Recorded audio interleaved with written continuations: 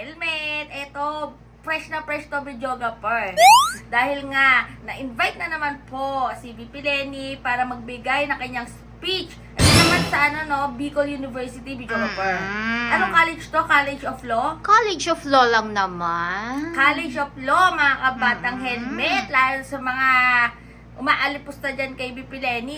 College of Law lang naman po yung nag-invite kay VP Leni. O, ito muna syempre today sa Berber Happy Day. Sa lahat ng mga bagong pasok sa channel, please don't forget to click the subscribe button at tiny bell para lagi ka updated sa lahat ng mga inepalan sa nasasawa namin video kapar. So ito, sabay-sabay po nating panoorin.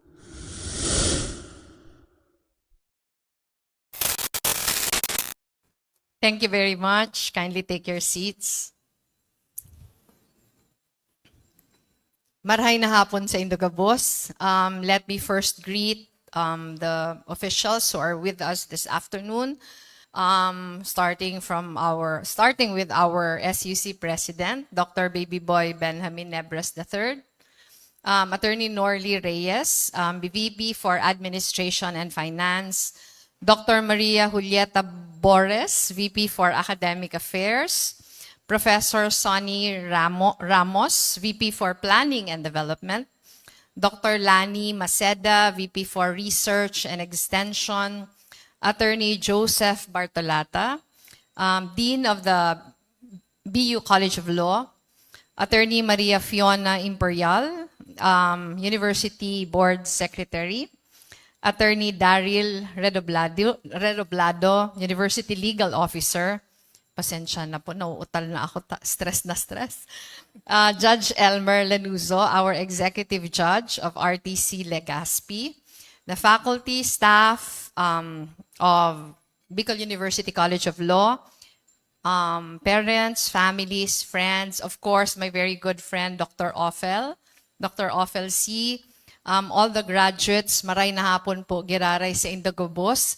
Let me begin my message with a profuse apology that I am very, very late this afternoon. Aram po ni Dr. Ophel sa kani Howard na I hate being late. 5 oras po kami naghalat sa airport. Our flight was supposed to be at 11:10 this afternoon, but we were able to take off after 3 o'clock already. Kaya pasensya na po kamo. Medyo late na ako na imbitaran ni Howard. But when Howard was inviting me over, I checked my calendar and June 25 was the only one remaining. But I told him that I will be able to attend as long as I can leave at 3:30 because I have another speaking engagement in Naga at 6. Pero ilingan nata, 5:00 na. Pero anyway, I hope you will accept my apologies. So today, we celebrate your triumphs for this academic year. Your hard work, your perseverance, your determination in the face of daunting recitations, piles of readings, incredibly long cases, and the challenges of life outside of the College of Law. At this moment, you are allowed to exhale, to beam with pride and to share these achievements with your loved ones and the community that sustain you in this journey. So congratulations to everyone for a job well done. Aram ko di pa kamo makakapahingalo, pero dawa dikit na oras sa kaaldaw, pwede man. For some of you, getting into law school is a dream come true. Others may be following in the footsteps of someone they look up to. And there are those who simply ended up here, still in the process of exploring who they really want to be. But whatever your motivation may be, all of you here are bound by your grit, courage, and perhaps, we can all agree, a tinge of audacity. We all know that law school is not for the weak of heart. It is for the brave and for the fervent, the resilient and the unyielding, and those unwilling to compromise their values and standards. My law journey was perhaps different from yours and from most of my classmates and peers at that time. I wanted to become a lawyer because of my father, who had a long career as a litigator, then a trial court judge. However, I married young just a year off college, and I was already a young wife when I started law school, teaching economics full-time during the day and attending law classes at night. To make matters worse, after my first semester in law school, my husband Jesse ran for mayor of Naga and won. And we soon started our own family. Hence, my journey stretched longer than others, while I juggled more responsibilities as a young mom, a politician's wife, a professor, and a law student. There were many days when I wanted to quit. But with grace and perseverance, I was able to earn my law degree. Hindi ko na po sasabihin kung pirang taon ako bago natapos. Between marriage, motherhood, and a string of obligations, I only passed the bar on my second try. With the benefit of hindsight, I realized that those difficulties prepared me for the challenges I would face later on in life. As I stand before you, our future Bicolano lawyers, allow me to share with you what I have learned in my own journey. After passing the bar, I began my career with a clear goal in mind, to be a public service lawyer. I started at the public attorney's office, representing indigent clients who could not afford to pay for their own legal services. It opened my eyes to the harsh realities of our justice system, forcing poor Filipinos to languish in jail because their cases did not get the attention they deserved. I would spend my weekends at the BJMP, our local jail, visiting clients to prepare them for their day in court the following week. I still vividly remember, ini po ang pinakamaugmang memory ko kang Pau lawyer ako. Pagpalaog pa lang ako sa BJMP, si mga kliyente ko, nagkaklank na kan si metal kang sa indang. Itong mga rehas sa jail. Realizing that such attention was something they had been deprived of for so long. Ako po kato very religious na every weekend nasa BJMP ako. I recall one Christmas Eve when my family and I rushed to the aid of a female client who gave birth in jail. Her husband was also detained at that time, so it fell upon me to attend to her and the baby's needs. Saradit pa po kato si mga aki, mayo pa si Jillian. Si Aika sa kasi Trisha pa lang bit-bit ming mga agum. Nagbakal kami ng tsupo, ng gatas, ng diaper, para lang makapag-assist. And that was how we spent our Christmas Eve. I also remembered my struggles in court as a newly minted Pau lawyer. There were several instances when I was caught off guard before the judge, despite my preparations, because it would turn out that my client did not tell me the whole story. I would later realize that the legal process was unfamiliar and intimidating to many, so it made them nervous and worried. At that time, however, it was a source of frustration for me, especially after spending many late nights preparing for their cases. Over time, I learned that the job went beyond intellect, expertise, and preparation. Of course, it mattered that I was diligent in preparing for court appearances, but beyond my litigation skills, I realized that public service lawyering required a lot of patience and a lot of empathy. This lesson guided me throughout my entire journey as a lawyer. After a few years in Pau, I found myself in development work, joining an NGO of lawyers called Sentro ng Alternatibong Lingap Panligal. Sa Ligan's main advocacy was the empowerment of underserved sectors through legal education. For more than a decade, I worked with farmers, fisherfolk, abused women, laborers, the urban poor, and indigenous groups, trading air-conditioned offices for the kubo in the middle of the field or a boat by the shore.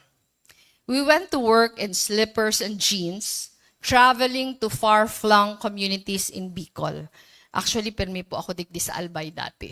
Dahil gulpi kaming communities digdi.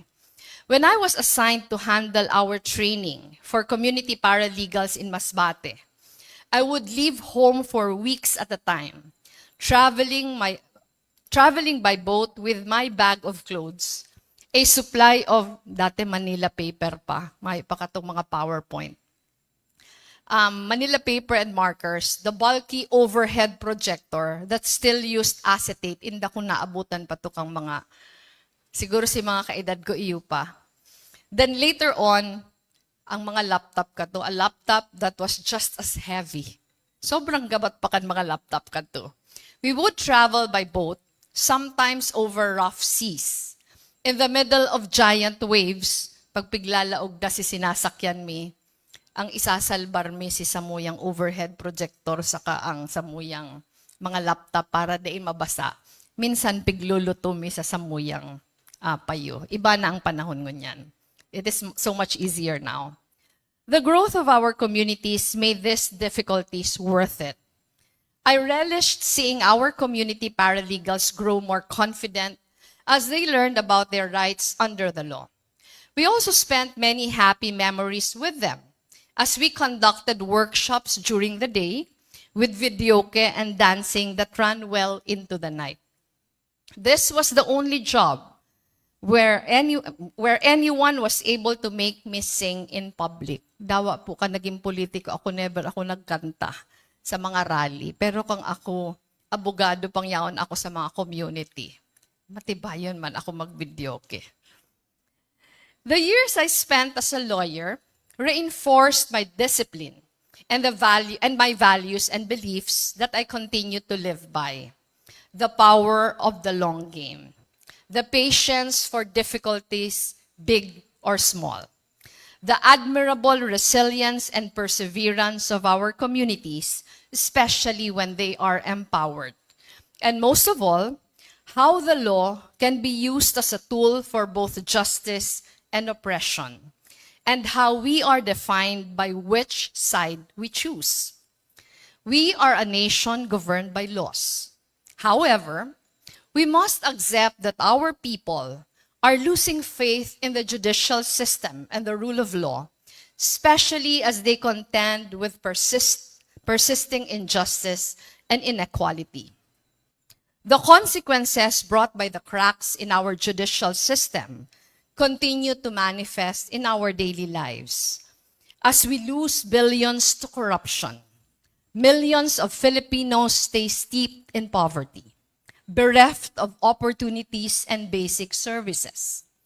As the well-off few cut lines, whether in government offices or in traffic, many more Filipinos lose precious time. In an instance of road rage, an arrogant man can pull out his gun a little too fast. Advocates and activists become walking targets for speaking truth to power. Thousands have been killed in our streets and communities, among them fathers, mothers, breadwinners, and innocent children. Thousands of others continue to languish in jail, many until their deaths, because the judicial process is too slow. There are laws that no longer respond to the needs of our fellow men, especially those at the fringes. In this culture of patronage, inequality, and the weaponization of the law, the temptation to turn a blind eye grows deeper. In the process, our fellow Filipinos tolerate the wrongs if it means getting the help they need. They may find processes circuitous, settling instead for connections and padded processing fees. They turn to instant justice on TV and the internet, to the brute and crude, and to the very perpetrators of the injustices they endure every day. As future lawyers, you must remember that the work of upholding justice and the rule of law is painstaking and evolving. In the midst of a rapidly changing world, as many of our fellow Filipinos struggle to distinguish right from wrong, The fight to reclaim our moral center gets more difficult by the day. And in this process, I believe that empathy is as essential as it was during my early lawyering years. There lies the imperative to your generation to stand in solidarity with your fellow Filipinos as stewards of the rule of law. In this crowd of achievers, I am sure there will be many successful lawyers. Perhaps down the line, you will occupy important positions in government and the judiciary, or rise in the ranks of law firms and corporations. But before you do all this, you will have to take an oath, which will signify your obligation to our people. And I quote, to work towards promoting the rule of law in a regime of truth, justice, freedom, love, equality, and peace. To conscientiously and courageously work for justice. To do no falsehood, nor pervert the law to unjustly favor or prejudice anyone. Close quote. This sworn duty applies not only when it is easy, but especially when it is difficult. Most especially when it comes at a cost. Your sworn duty will only make sense when you are able to bring the law closer to the people. So as future guardians of justice, you will be our people's moral north. I keep faith that you will help our nation realize its promise of fairness and dignity for all. Again, congratulations, Batch 2024. Mabuhay po, kamugabos. O diba mga kabatang helmet, pag ganyan pa naman yung mga napapanood natin, napapakinggan natin, na-inspire tayo, no? Hindi yung ano yung... Kagaya Sunblock. balita nga ngayon, di ba? Alin, sunblock? Hindi yung sunblock, yung may tatakbo nga daw na 3. Hindi, mo sila tumakbo. Bilisan nako. nila. Bilisan nila. Pero ayan nga mga batang helmet, no? Sana po kayo po ay na-inspire din. Pero daw po si BP Leni talaga nagsasalita, talagang may pag-asa. Oo. Kaya i-comment down below nyo na dyan kung ano pa po yung mga pangmalakasan na request nyo. At tingnan natin, videographer, kung may bibigay natin yan isa-isa. Yes. Kasi everyday talagang maglalabas kami ng mga resibo. So stay happy, stay healthy, and stay safe tayo as always. Sabi ko kami sa buhay nyo, nag-helmet din ang mukha nyo. It keeps getting better every day. God bless everyone. Bye!